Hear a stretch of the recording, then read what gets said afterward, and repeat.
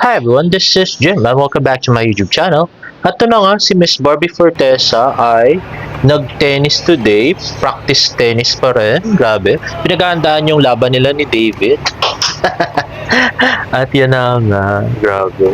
Oo, naalala ko na yung cute na picture ni David, nagte-tennis.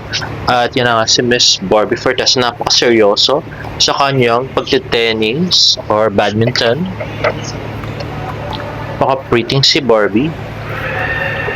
At yan na nga, ito ay kanyang in-IG story kanina guys. So maglalaban nga sila ni David. Sabi ko lang yun. Grabe no. Athletic Barbie na ngayon, si Barbie Fortesa.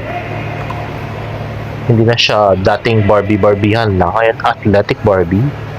At next naman ay ito nga another IG story. Ayun nga, nagpipilates daw si Barbie. Uy wow, may pa-stretching na rin. Ang ganda-ganda niya.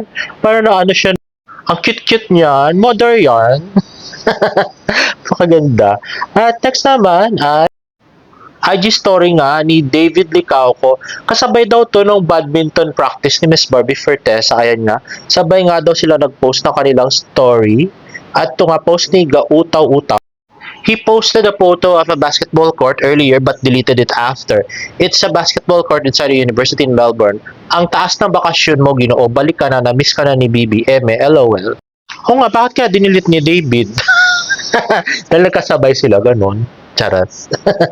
At tweet nga ni Tingy, DNBB, sabay kayo nag-IG story ng basketball at tennis app. Been noticing na lagi kayo nagsasabay ng post sa IG stories and IG posts these days. Love, Barda. At ito nga ay pinost ni David Fan sa Facebook ko yata nakita to kanina, unang-una. Pero parang luma na to guys. At saka bakit mag-IG story pa si David sa Australia kung nasa Pilipinas na siya, di ba? Parang medyo kalokohan yun. At next naman, next ay Twitter post ng GMA Pictures na nirepost ni David from Pambansang Ginoo to Diakono ng mga parokyano. Kung si David Licauco magdadala sa iyo sa tamang daan, sasama ka ba? Hashtag samahan ng makasalanan in cinemas April 19. Ayun na, very cute, David Licauco. At napakabihib mo ngayon na wala na ako side comments. At ito nga pinost nga sa FB ni Sir Jonathan Perurino, malapit-lapit na, hashtag David Licauco, hashtag samahan ng makasalanan.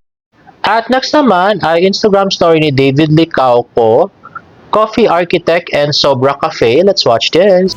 Ayan na nga, napakagandang aesthetic ng Sobra Cafe. O diba? Grabe. At mukhang masarap din yung mga pagkain, guys.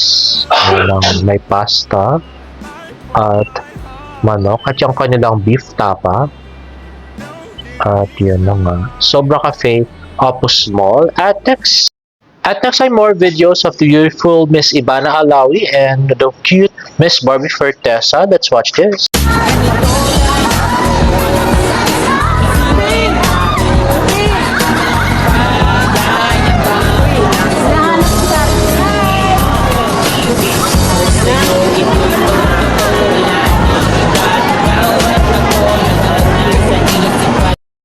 Ayan na nga, so si Miss Diana at yan si Miss Barbie Fortesa na kwintas na pa rin, di ba?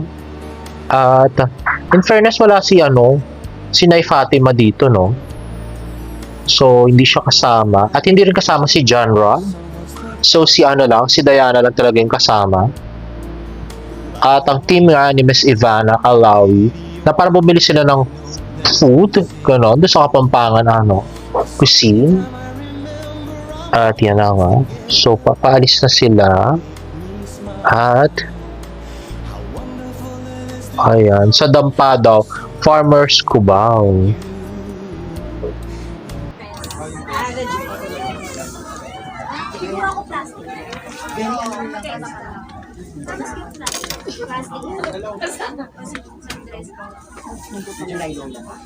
Dito ba?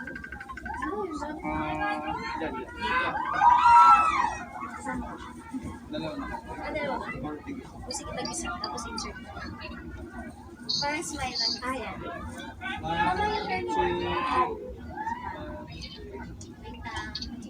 Pagkakasal na art. Laban na yun. Thank you so much. Makulitan mo. Sa kuko yung dito. Nakaharap si Barbie. Yan si Barbie. Perfection. Ay, sorry po. Ang pa-picture naman.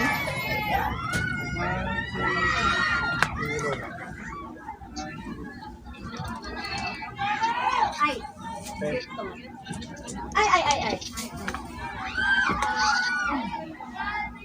Oh.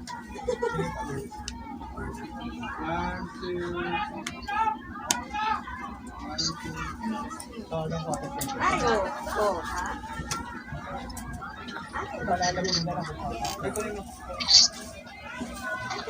Tingin. Kasi mga alalay na to. So, ay ate. Ari ko, pistik ka talaga.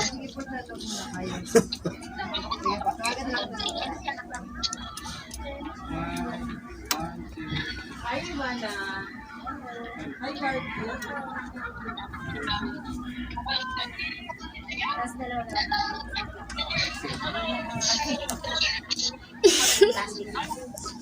Kala ko kanina bibigay ngayon si Ivana, no? Nataimihan ko kasi nung bibigay yan, eh. Ma'am Ivana, mabigay ka naman ngayon. Ano to? Maraming tao sa labas. Okay. Ano ba ba?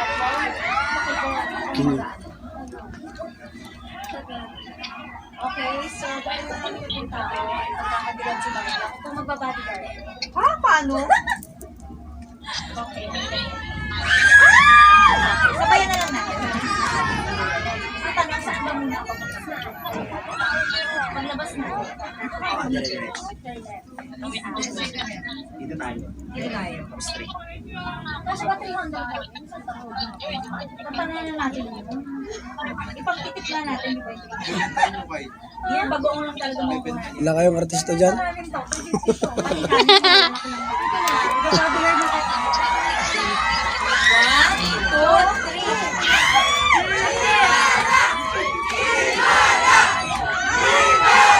Barbie!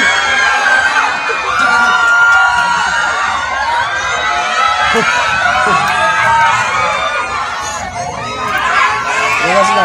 Mga tao.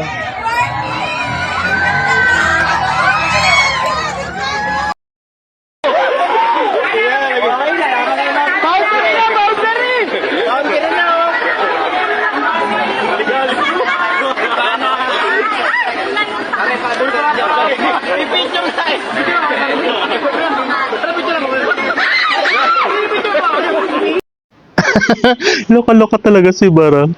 Talaga ginugulat pa si Ivana.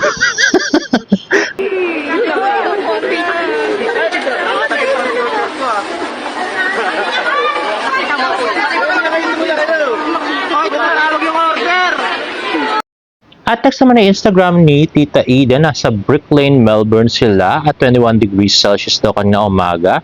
At yay to this pumpkin sandwich. Wow, mukhang masarap. At nagpunta nga sila sa Her Majesty's Theatre sa Melbourne at Docklands, Victoria.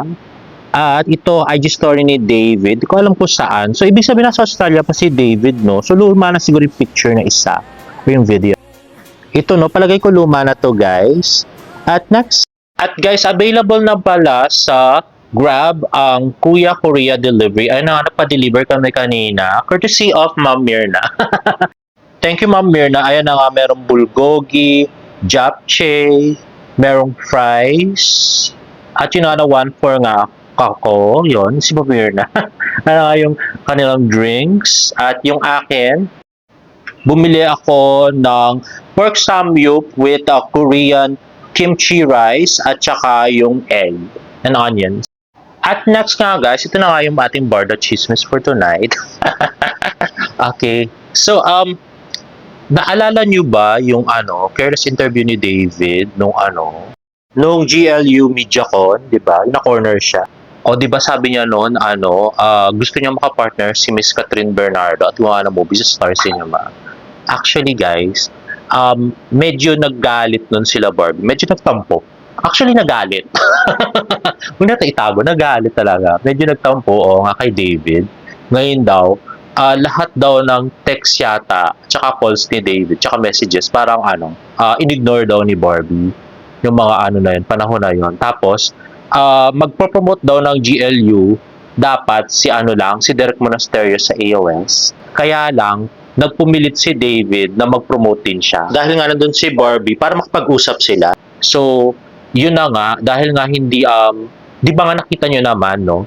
After nung, di nag-promote sumayaw si Barbie, tapos nag-promote si David, tapos hinahanap niya na si Barbie, tapos hindi niya na makita after nung sumayaw. Tinaguan na siya. O kasi galit si Barbie nun, kasi nga di ba? Yung, siyempre nga, may love team siya tapos gusto niya makapartner si Miss Catherine Bernardo, di ba? Actually, kahit mga bosses nga ng GMA, medyo kinagalitan din si David or pinagsabihan kasi sabi nga, hindi niya alam yung potential ng Barda Love Team. At napakaswerte niya at siya yung naging kapartner ni Barbie Fortesa. Bakit gusto niya agad na mapunta sa Star Cinema at makapartner agad si Miss Catherine Bernardo, di ba?